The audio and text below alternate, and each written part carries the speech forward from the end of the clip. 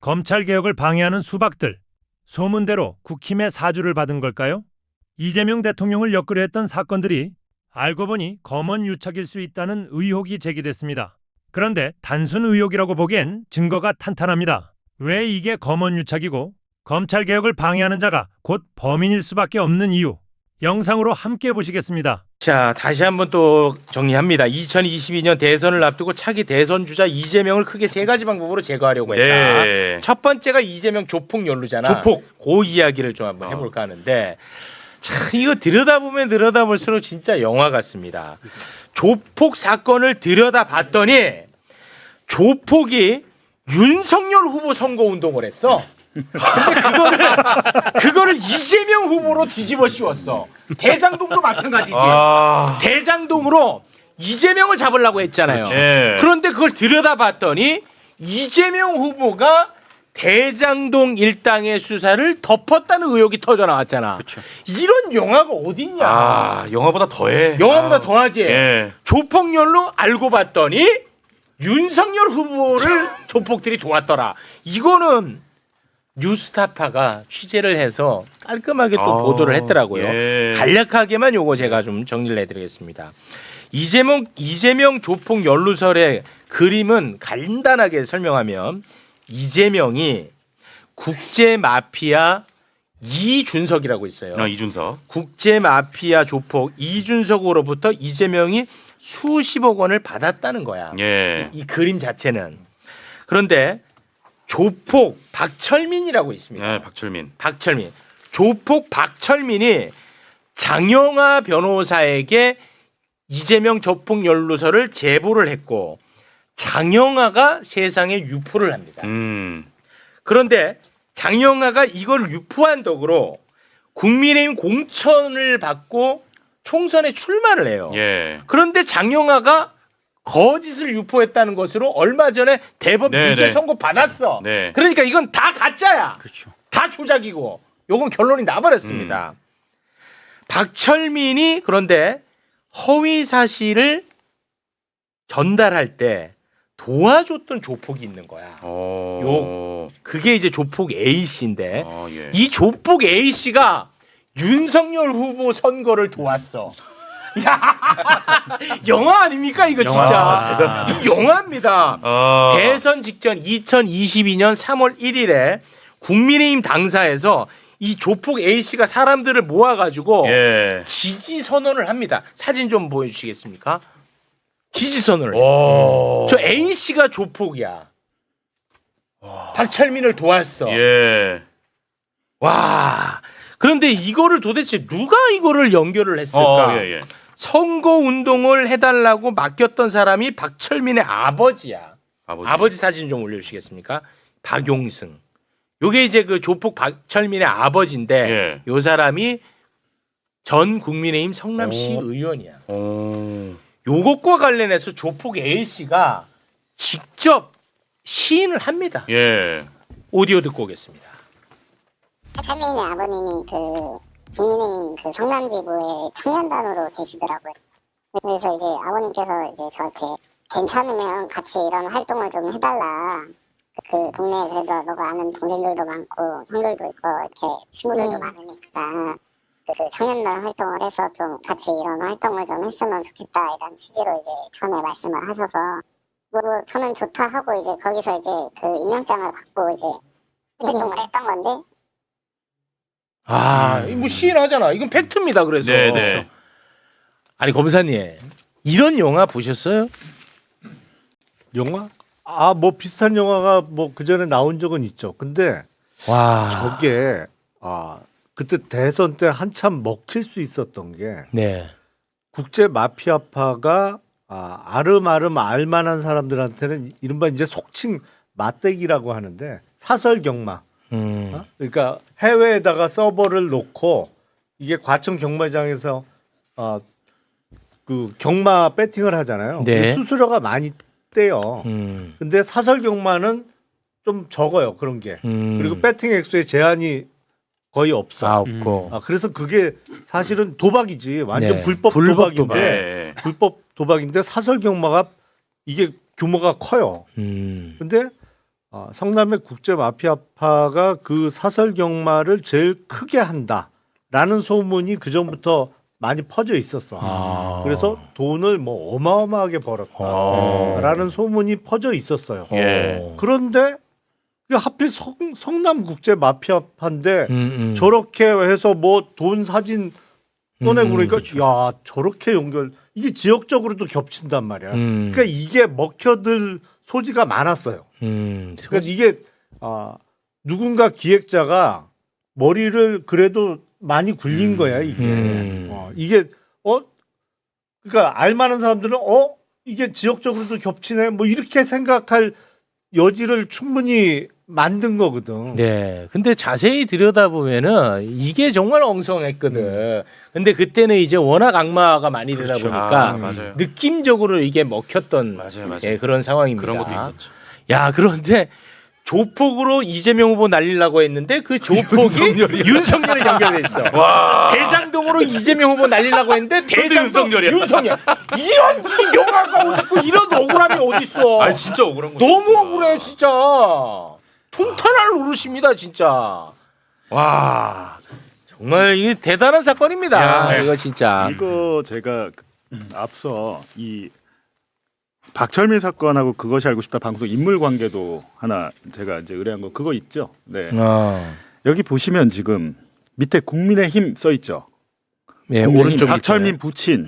박철민 부친. 박철민 부친 있고 옆에 박철민 부친과 국민의힘 있죠. 판결문상에 저 국민의힘 관계자가 A입니다. 지금 A 씨. 그리고 저 사람이 조폭인지 아닌지가 그 확인의 관건이었어요. 그래서 여기 그때 이제 전혁수 기자한테 며칠 전에 연락이 와서 제가 확인을 해줬는데 명단에 있던데.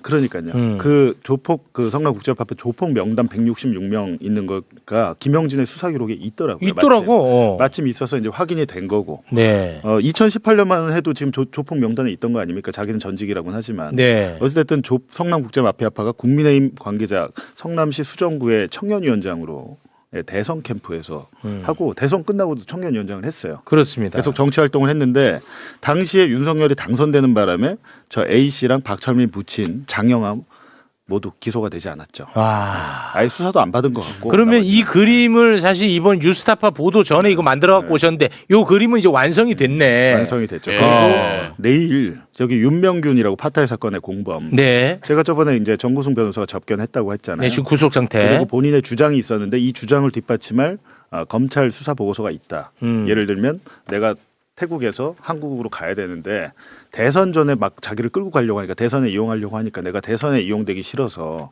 난 대선 끝나고 가겠다라고 얘기했다고 주장했잖아요. 윤명균이 그렇게 얘기했다고. 네. 송환을 거부했다고. 맞아요. 근데 그 내용이 담긴 수사 보고서 확보됐어요. 실제로. 그러니까 정구승이가 확보를 했고 내일 와야지 그러면. 내일 정구승 변호사가 오전에 또 저 윤명균 씨를 접견을 할 거고 오늘 저한테 김영진 저 파타야 사건의 범인 김영진에게 정리된 편지가 다시 왔습니다. 훨씬 더 자세하게 정리된 편지가 왔고 지금 많은 것들이 이제 조합이 맞춰지고 있는데 중요한 거는 저희가 백날 떠들어봐야 중요한 게 아니고 이 정도까지 의혹이 불거지면 법무부에서 감찰 한번 해봐야 되는 게 아닌가라는 생각이 드는 거죠. 와. 그 수사 보고서 받았고 그거 그럼 내일 좀 매부시에서. 그리고 아까 그 관계도에 보면 이준석 코마트레이드 이준석 네. 이준석 대표 지금 교도소에 있는데 대표의 변호인이 또 연락이 왔습니다. 연락이 왔어요. 연락이 와서 2018년 4월 김영진이 베트남에서 건거돼서 압송되기 전에 한국으로 압송되기 전에 2017년에 이미 이준석이 서울중앙지검 수사를 받고 있었거든요. 그 인터넷 도박 사이트 해외 인터넷 도박 사이트 그걸로 받고 있었는데 그때 이준석에게도 검사가 이재명 뇌물상납 불어라 압박과 회유가 있었다. 김영진이 검거돼서 오기 전에 이미 몇 년도인데? 2017년 말. 와, 윤석열 오래된 작업이네. 윤석열 서울중앙지검장 때 그리고 한동훈이 4차장인가 그랬을 거예요. 3차장. 네. 3차장일 때 당시에 검사 이름까지 지금 나오거든요. 특정이 돼요. 와. 네. 그리고 411호실인 것 같아요. 중앙지검 당시에. 네. 호수 검사 이름 다 특정되고 이준석 그렇게 지금 이준석 측 그렇게 얘기하죠. 김영진을 면회간 김영진의 그 성남 국제 마피아파 선후배들이 있을 거 아니에요. 이 선후배들이 김영진과 접견을 했고 서신을 주고받았을 거 아니에요. 참고인으로 이 국제마피아파를 싹 불러가지고 이재명을 잡돌이하려고 했다고. 2017년에 네, 17년 말에 17년 말에. 그거는 김영진은 와서 이제 그 후배들한테 들은 거죠. 아니 그때 네. 중앙지검장이 윤석열인가 그때도? 윤석열. 와 이거 엄청 오래된 작업이네. 2017년 말에. 그러니까 관련해서 이준석 측에서도 지금 자료를 많이 보내겠다고 하니까 자료가 오면 종합해서. 네. 그러니까 애초에 싫었던 것 같아 그냥. 이재명이 싫었던 것 같아 그냥. 이재명 제거, 조국 제거 뭐 이렇게 간 게 아닌가. 와. 체포 동의안으로 국회 표결을 할 때 그때 끝까지 이재명 옆에서 있던 사람들 그 민주당 의원들이 정말 이재명 대통령의 편일 것이고 그런 상황에서도 윤석열에게 탄압을 받으면서 결국에는 이재명이 이길 것이다라고 생각했던 국민들이 이재명의 편일 것이고 나중에 지금 말고 3년 뒤에 이 정권 이재명 정권 말에 대통령이 힘이 빠지고 여기저기서 서로 자기들이 차기 집권을 하겠다고 설칠 때 그때 이재명에 대한 지지를 거두지 않고 끝까지 믿는 사람들이 이재명이겠죠. 예, 이재명의 편이죠. 그게 그런 것이기 때문에 지금 잠깐 지나가는 거라고 저는 생각하니까요. 잠깐 이제 사건 밖으로 얘기했는데 다시 이제 제가 말씀드리면 다시 한번 구조도를 보여주시죠. 네. 네. 당시에 이제 그알 방송은 파타야 김영진 그리고 이준석 이재명 이렇게 이제 엮었죠. 이렇게 엮어서 이준석을 고리로 해서 엮었는데 제가 오늘 드리고자 하는 것은 김영진 편지가 아니고 공범 윤명균의 편지다. 근데 윤명균은 바로 체포되거나 압송되지 않았다. 언제 압송되는지 저도 늦게 알았어요. 윤명균은 태국 교도소에 수감이 돼 있었다는 점 이제 이걸 아셔야 됩니다. 좀 이따 제가 편지를 공개할 테니까. 근데 그알 방송이 2018년 7월인데 3년 뒤인 2021년 9월 10월 그때 이제 국민의힘 김용판 의원 뭐 그리고 장영하 변호사 이런 사람들이 이 박철민의 돈다발 20억 돈다발 폭로를 하잖아요. 그때 당시 박철민 편지를 보니까 이준석 감옥에 있던 그때 박철민도 감옥에 있고 2021년에는 이준석도 감옥에 있었어요. 감옥에 있는 사람끼리 할 수 있는 게 두 가지가 있죠. 편지를 보내거나 아니면 박철민이 변호사를 시켜갖고 이준석을 만나보세요. 그러면 그 변호사가 이준석을 만난 다음에 얘기를 듣고 다시 박철민한테 얘기를 전하는 식으로 이렇게 해서 박철민이 지속적으로 이준석을 회유했습니다. 이재명 뇌물 줬다는 거 불면 당신이 폭로를 하면 돈도 주고 형도 감형을 시켜줄 수 있다. 근데 그거는 박철민이 해줄 수 있는 게 아니잖아요. 근데 저희가 이제 쭉 이 박철민의 판결문을 보니까 박철민의 아버지가 등장을 하는데 이 아버지는 국민의힘 소속의 성남시 의원을 3번 했던 사람 전직 시의원이었죠. 이 아버지가 국민의힘과 당연히 이제 국민의힘 소속이니까 되고 이 장영화도 국민의힘 수정구의 무슨 당협위원장이잖아요. 그러니까 여기서 이렇게 국민의힘이 공작을 당시에 펼쳤는데 허위 제보 폭로 공작이죠. 근데 윤석열이 당선이 되니까 박철민은 어떻게 기소를 안 할 수가 없어요, 검찰이. 그래갖고 박철민만 기소를 하고 장영화는 기소를 안 합니다. 공범이잖아요. 장영화는 박철민의 20억 돈다발 이게 허위라는 사실을 알고 있었어요. 만약에 난 그게 진짜인 줄 알았어 라는 것을 자기가 입증을 하면 증거를 하면은 그게 1심에 무죄가 나오는데 어처구니 없게도 이 장영화가 검찰은 불기소했고 이건태 의원이 검찰이 불기소하니까 법원에다가 이 장영화를 수사를 하게 해주십시오라고 하는 게 재정신청을 넣을 수 있습니다. 재정신청이 인용이 돼가지고 장영화가 이제 검찰에 수사받고 기소가 됐는데 1심에서 무죄가 나왔습니다. 근데 1심 판결문이 되게 웃긴 게 판결문의 내용은 장영화가 유죄예요. 근데 선고할 때 형량은 무죄입니다. 근데 누가 했나 봤더니 이 장영화 1심 무죄 판결은 우인성 판사가 내렸습니다. 우인성 판사가 누굽니까? 최근에 김건희 도이치모터스 사건 무혐의를 내렸던 사람이 바로 우인성 판사죠. 그 우인성 판사 그러니까 판결문의 내용은 유죄처럼 써놓고 막상 무죄를 때렸는데 다행히 2심에서 뒤집혀서 유죄가 됐죠. 징역 1년에 집행유예 2년. 이 장영하의 2심 유죄가 대법원에서 확정이 되니까 이재명 대통령이 그걸 가지고 이제라도 조폭 누명을 벗고 싶고 사과받고 싶다. 그렇게 얘기한 겁니다. 그러면 그냥 심플하게 사과하고 끝났으면 우리가 잘못 보도했다. 그때는 우리가 이게 사실이 아닌지 몰랐다. 이렇게 하고 하면 끝나는 건데 SBS 노조에서 뭐라 그랬냐면 2021년에 박철민 사건과 2018년에 그것이 알고 싶다 방송은 시기도 내용도 다르다라고 얘기했는데 제가 이제 여러 가지 판결문이나 자료를 공개했잖아요. 박철민은 그것이 알고 싶다 방송을 보고 이 허위 폭로의 틀을 짰습니다. 예, 범행 동기가 그할 시청이에요. 그할 시청. 그렇게 이제 판결문에 나오기 때문에 이 두 사건은 긴밀하게 연결이 돼 있고 그할의 방송이 박철민 폭로의 소스 씨앗이었다라는 점을 이제 제가 밝혀드렸습니다. 그리고 여러 가지 이제 계속 보신 분도 계시고 안 보신 분도 계시기 때문에 제가 이제 잠깐 설명을 드렸는데 오늘 제가 이제 그저께 매볼쇼에서 김영진의 옥중 편지 두 번째 내용을 제가 전해드렸는데 그때 이제 내용이 뭐였냐면 김영진이 윤명균에 대해서 이야기를 하고 있어요. 이거는 김영진 본인의 얘기가 아니고 공범 윤명균에 대해서 김영진이 왜 이런 얘기를 하고 있지? 저는 의문이 좀 있었습니다. 근데 그저께 사실 방송할 때는 윤명균의 편지를 제가 확보한 상태에서 그냥 방송을 했어요. 왜냐하면 윤명균이 해준 얘기구나라는 걸 제가 알았거든요. 둘 다 감옥에 있는데 둘이 이제 작년에 서신을 막 교환하면서 여러 가지 이야기를 해본 거예요. 김영진이 내가 이런 일이 있었는데 혹시 형도 이런 일이 있었어? 당시에 검찰의 회유나 압박 이런 게 있었어라고 물어보니까 이 편지에 대해서 윤명균이 김영진에게 편지를 보냈는데 일단 김영진 이 파타야 사건 범인 이 두 사람이 이제 공범이고 공범 관계죠.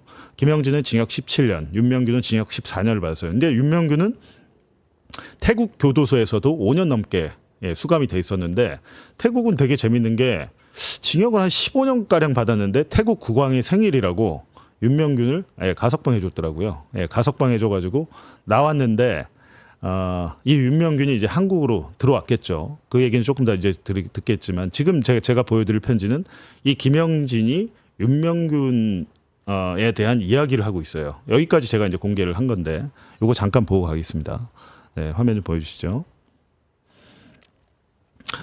윤명균이 한국으로 송환된 후 검찰은 윤명균에게 지금 윤명균이 한국으로 송환된 게 언제냐면요. 2022년 4월입니다. 근데 2022년 3월 9일이 대선이었죠. 윤석열이 당선됐죠. 윤명균이 한국으로 송환된 후 검찰은 윤명균에게 SBS 그것이 알고 싶다 3차 방송할까? 사건이랑 이재명 엮어서 김영진처럼 만들어줄까? 라는 윤명균을 계속 협박 강요하는 듯 정치적 음모가 더해졌다. 라고 이제 김영진이 주장을 한 거예요. 그래서 저는 생각에 야 김영진이 이런 얘기를 어떻게 알지? 라는 생각을 했죠. 라는 생각을 했는데 조금 이따 그 의문이 이제 풀리는 그걸 보여드릴게요. 여기 보시면 2022년 대선을 앞두고 이건 김영진의 편지 내용입니다. 박철민의 허위 폭로로 시끄러울 때 태국에서는 이 사건과 유력 대권 주자였던 이재명과 폭력 조직인 국제 마피아파를 연결시켜 정치 행위를 하기 위해 이 사건 공범으로 알려진 윤명균을 한국으로 송환시켜 이슈를 만들려고 했고 이재명 지지율을 떨어뜨려야 한다는 이유로 정치검찰 세력은 전 검찰수장이자 전 대통령 윤석열의 정적 이재명을 제거할 것을 계획했고 윤명균을 한국으로 송환시키기 위해 주 태국 대한민국 대사관 측까지 끌어들였다. 이렇게 주장을 이건 김영진의 주장입니다. 그리고 이어서 당시에 이거는 이제 2022년 3월 대선 직전 얘기를 하고 있는 거예요. 대선 직전에 정치 세력과 그 주태국에 있는 한국 대사관은 윤명균에게 국제송환법에 따라 한국 송환에 동의한다는 사인을 회유했고 같은 곳에 구속돼 있던 다른 한국인에게까지 접촉해서 대선 전에 반드시 윤명균을 한국으로 송환시켜야 한다. 윤명균이 한국 송환에 사인할 수 있게 살살 꼬셔주면 어떤 것이든 꼭 도와주겠다라고 회유를 했으나 광고가 있네요. 네. 윤명균이 제안을 거부하고 오히려 이 사실을 윤명균에게 알려 더 이상 회유할 수 없게 되자 태국 이민국 교도소 측에 요청해서 그때 윤명균이 태국의 이민국 교도소에 있었어요. 태국인들이 윤명균을 독방으로 끌고 가 한국 송환에 동의하라는 사인을 하라며 폭행했고 3일간 벽에 묶어놓고 온갖 고문을 하였습니다. 이거는 이제 김영진의 얘기죠. 예. 그래서 저는 김영진이 어떻게 이런 내용을 알고 썼을까라고 궁금했어요. 근데 알고 보니까 작년에 이 서울구치소에 있는 윤명균과 순천교도소에 있는 김영진이 서로 간에 여러 서신을 편지를 주고 받았더라고요. 그래서 제가 보여드릴게요.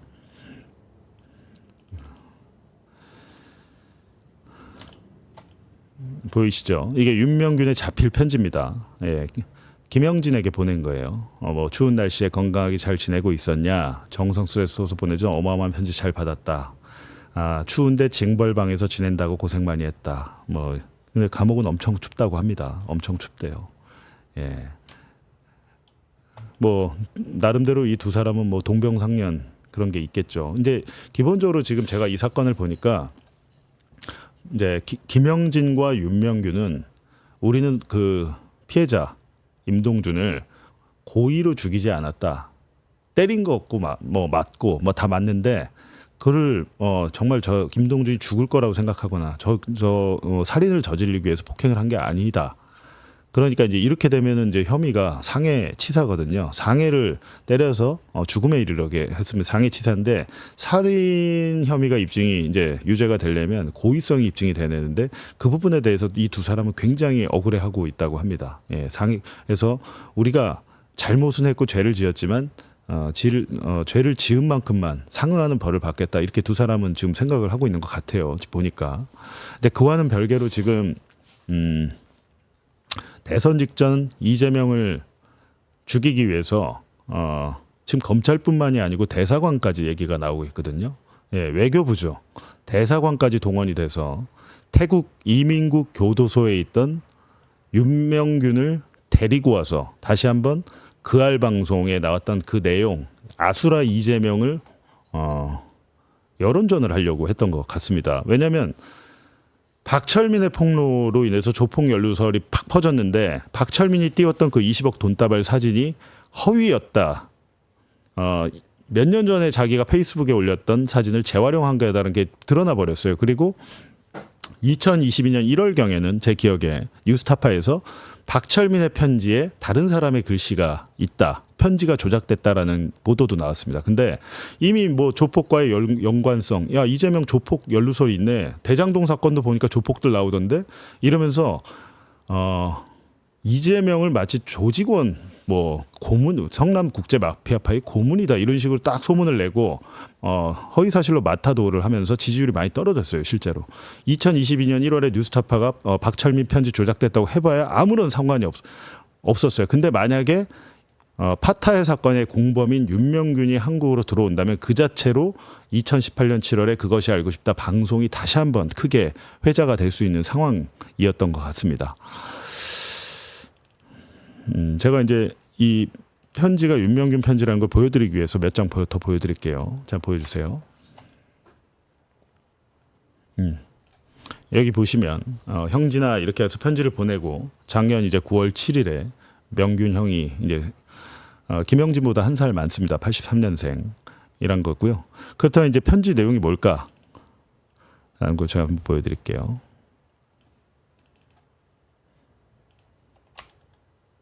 보이시죠? 이게 이제 제가 좀 설명을 해드릴게요. 김영진은 살인 사건이 일어난 2015년 11월에 사건이 일어나자마자 이제 김영진은 베트남으로 도주를 하고 윤명균은 태국 당국에 자수를 합니다. 그래갖고 윤명균은 거기서 징역 15년가량 선고를 받고 복역도 했어요. 복역을 하다가 윤명균은 태국에서 태국 국왕 생일에 가석방이 돼가지고 가석방이 됐는데 뭐 어떻게 할 수는 없어요. 이 사람을 외국인이잖아요. 외국인이기 때문에 밖으로 내보낼 수는 없으니까 태국 이민국 교도소에서 구금을 하고 있었습니다. 가석방은 됐지만 구금을 하고 있던 상태였는데 이 사람을 강제로 어떻게 끌고 올 수는 없었던 모양이에요. 그렇다 보니까 당시에 우리 대사관 측에서 윤명균을 수시로 우리 수사기관과 대사관이 윤명균을 만나서 한국으로 가자. 너 여기서 처벌받았으니까 한국 가도 별거 없어. 일단 한국으로 하자. 근데 그걸 거의 반강제로 데려온 것 같습니다. 편지 잠깐 보여주시죠. 당시 형을 한국으로 2021년 1월부터 대선 2달 전이죠. 송환시키려고 한국 대사관에서 애를 쓰고 있었는데 형이 한국 안 가려고 계속 버텼거든. 한국에 안 가려고 서류에 사인도 안 하고 있는데 같은 방에 있는 한국 사람이 형한테 그러더라. 대사관 측인가 한국 쪽에서 자기한테 연락이 와서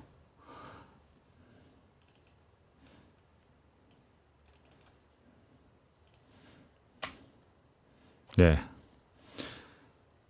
대사관인가 한국 쪽인가가 윤명균한테 연락을 했대요. 이민국 교도소에서 이제 구금돼 있는데 한국으로 오라고. 근데 본인이 사인을 해야 되니까 본인이 거부를 하니까 다른 한국 사람들을 시켜갖고 윤명균이 빨리 사인 좀 하게 설득 좀 하라고 이렇게 한 모양이에요. 이렇게까지 하는 경우는 전 처음 봤는데. 자, 그러면 그 다른 사람에게 뭐라고 얘기했냐? 같은 윤명균에게 윤명균을 빨리 한국으로 송환해야 되니 살살 꼬셔서 서류에 사인할 수 있게 도와달라고 했다고 하더라. 나랑 같이 이민국 교도소에 있던 다른 수감자가 나한테 그 말을 하더라. 빨리 들어가야 하는 목적이 뭐냐고 물어보니까 형을 대선 때 파타야 살인 사건으로 언론에 터뜨려서 이재명과 성남 국제 마피아파 관련해서 지지율을 떨어뜨리게 해야 한다고 그랬거든. 그런데 그래서 형은 겁도 나고 잘못될까봐 대선 끝나고 한국에 들어가겠다고 한 거고 대선 끝나고 한국에 들어온 거야.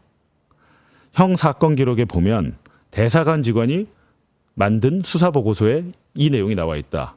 윤명균은 대선에 이용될까봐 대선이 끝나고 한국에 들어가길 원한다라고 이런 조사 내용이 그러니까 대사관 직원과 본인이 이제 면담한 거죠. 그 내용이 본인의 수사 기록에 간단하게 적시돼 있다라고 하는 겁니다.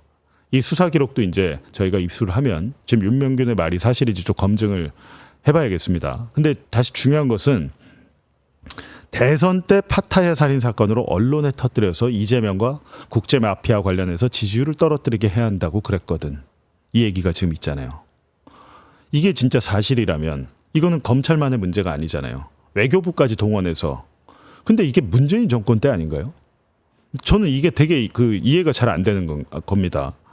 문재인 정권 때 문재인의 정부의 외교부가 이런 짓을 했다? 이게 좀 믿겨지지가 잘 않는데 하여튼 이 윤명균 입장에서 이게 지금에 와서 거짓말을 할 이유는 없고 본인 말대로 본인 사건 수사 기록에 대사관 직원이 자기랑 면담했고 나는 대선에 이용되기 싫고 대선 끝나고 가겠다라고 말한 사실이 있더라. 감옥에 있으면 자기 사건 기록 다 보겠죠. 예. 꼼꼼하게 다 외울 정도로 보죠. 이게 지금 윤명균의 사건 기록에 있을 것 같습니다. 확보되는 대로 이제 공개를 또 할 텐데요. 그리고 나서 이게 끝이 아니에요. 지금 오늘 보여드린 건 일부만 보여드릴 텐데요. 보여주시죠.